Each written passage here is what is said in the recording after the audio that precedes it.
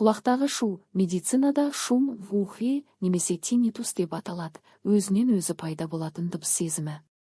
Ол ысқырық, шарыл, гуіл, сыңғыр, теңіз толқыны сияқты естілуі мүмкін.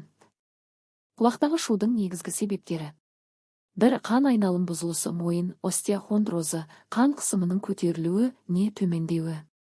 2. Құлақ аурулары, құлақ бітелуі, құлық тығыны, отит, ішкі құлақтағы өзгерістер.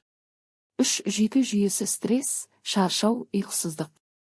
4. Жүрек қан тамыр аурулары, атеросклероз, қан тамырлардың тарылуы. 5. Дәрі әсері, кейбір антибиотиктер, ауыр дәрілер есту жүйесіне әсер етуі мүмкін.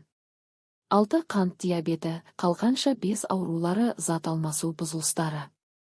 Егер құлақтағы шу ұзаққа созылса, бас айналу, естудің төмендеуі қосылса, қан қысымы ауытқып тұрса, міндетті түрде дәрігерге, лор немесе невропатологқа қаралу керек.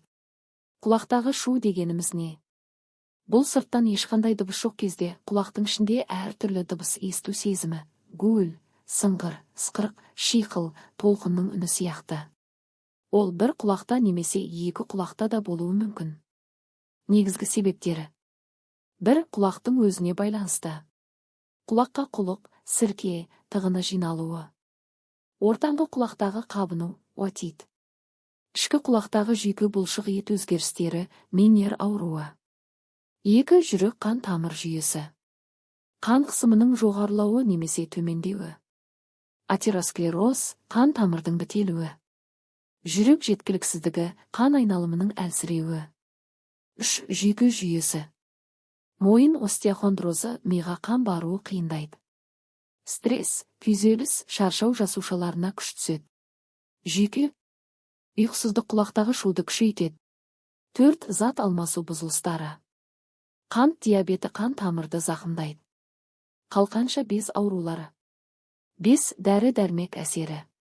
Кейбір антибиотиктер, аспирин, ауыр химиялық дәрілер есту жүйесіне кері әсер етуі мүмкін.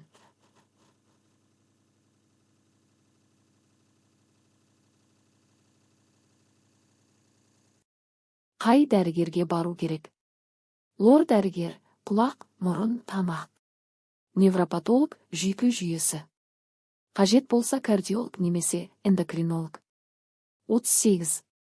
Қорытынды. Құлақтағы шу өз алдына ауру емес, ол ағзадағы бір мәселенің белгісі.